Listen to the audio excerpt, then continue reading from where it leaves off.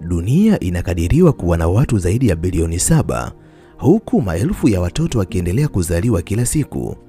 Lakini jambo ambalo unatakiwa kulijua na kuliweka akilini, kila mwanadamu ambaye yupo katika uso wa dunia ana kusudio ambalo Mungu ameliweka ndani yake.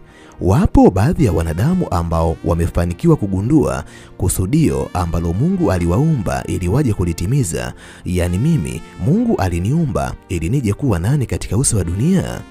Lakini wapo watu wengi ambao hawajui waliumbwa na Mwenyezi Mungu ili waje kuwa akina nani katika uso wa dunia. Katika video hii nitakwenda kukuambia ni vitu gani ambavyo unatakiwa kuvifanya ili ujue Mungu alikuumba ili uje duniani kuwa nani.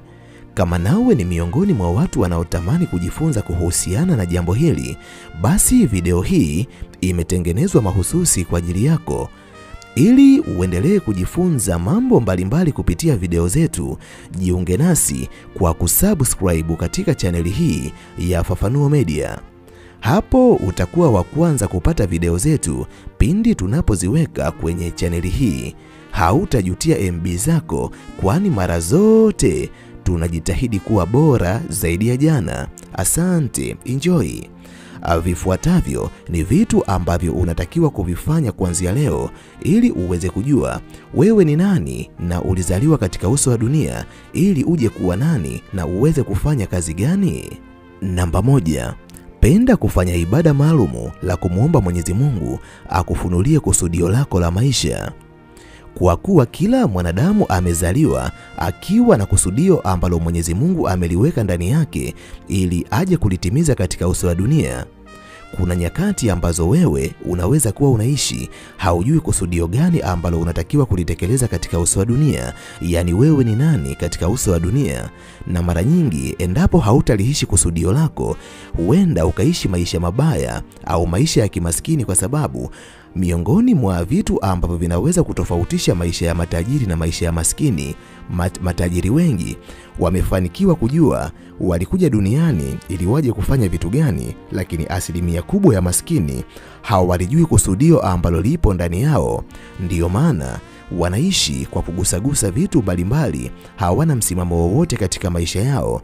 Ili uweze kufunuliwa kusudio lako, penda kufanya ibada kila wakati. Amka usiku wa manane, huku dhamira yako ikiwa ni kutaka majibu kutoka kwa Muumba wetu kuwa mimi ni nani, ulinileta duniani ili nije kufanya kazi gani.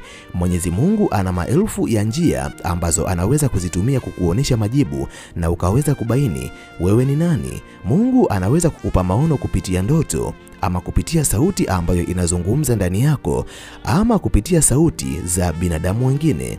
Kuna nyakati utakapomuomba Mwenyezi Mungu aweze kukuonesha kusudio lako, watu wengi ambao unakutana nao wanaweza wakawa wanakuambia unajua wewe unafaa kuwa mtu fulani. Utakuta watoto kwa watu wazima wanakuambia sauti ambazo zinafanana.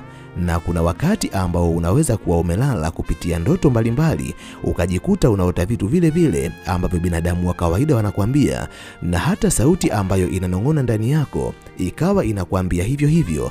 Na mara nyingi utajikuta utakapoanza kujishughulisha na vitu ambavyo vinaendana na maneno ambayo unaambiwa na watu wengine au maono ambayo umeyapata katika ndoto zako, utajikuta unafurahia zaidi na unahisi amani ya kweli ndani yako pale unapokuwa unavifanya vitu hivyo. Ukiona hivyo, ujue Mwenyezi Mungu ameshakujibu kuwa wewe ni mwanadamu ambaye unatakiwa kufanya kazi gani katika uso wa dunia. Namba 2. Angalia vipaji ulivyokuwa navyo na vitu ambavyo unapenda kuvifanya, yani kwa kifupi talanta zako.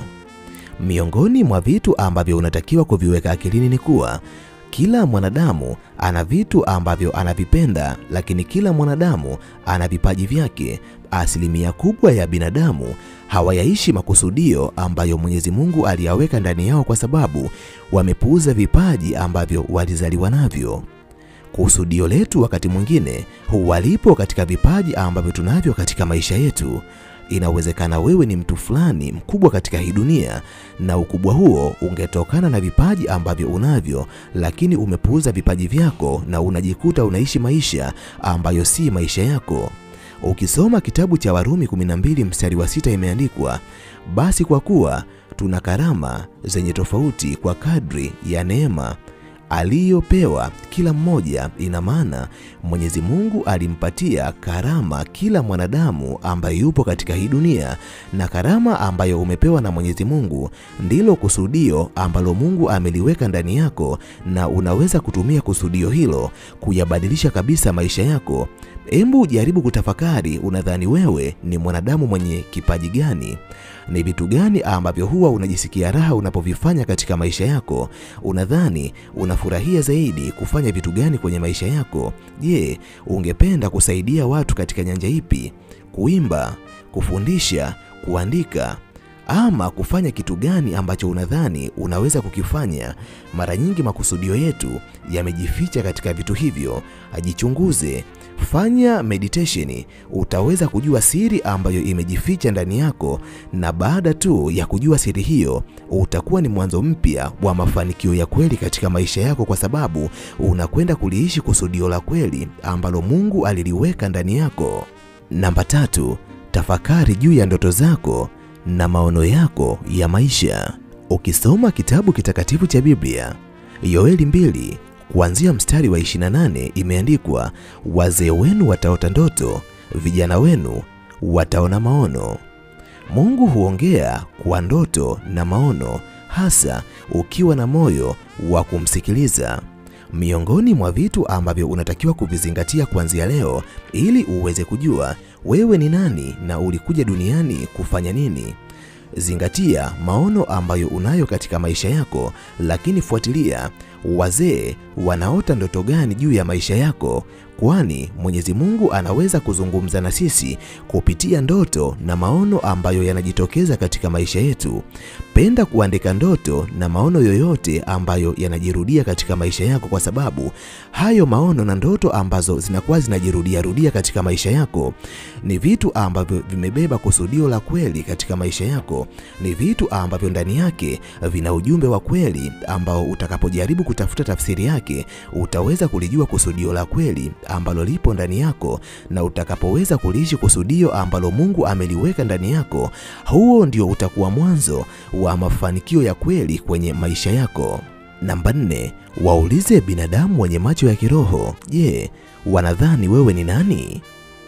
Miongoni mwa vitu ambavyo unatakiwa kuvijua na kuviweka akilini, unaweza ukaishi katika hii dunia ukidhani wewe ni Josefu.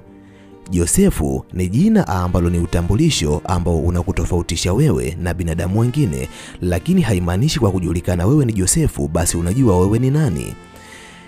Uwezo ambao upo ndani yako ama utambulisho wako katika hii dunia ni zaidi ya jina ambalo ulipewa na wazazi wako baada tu ya kuzaliwa.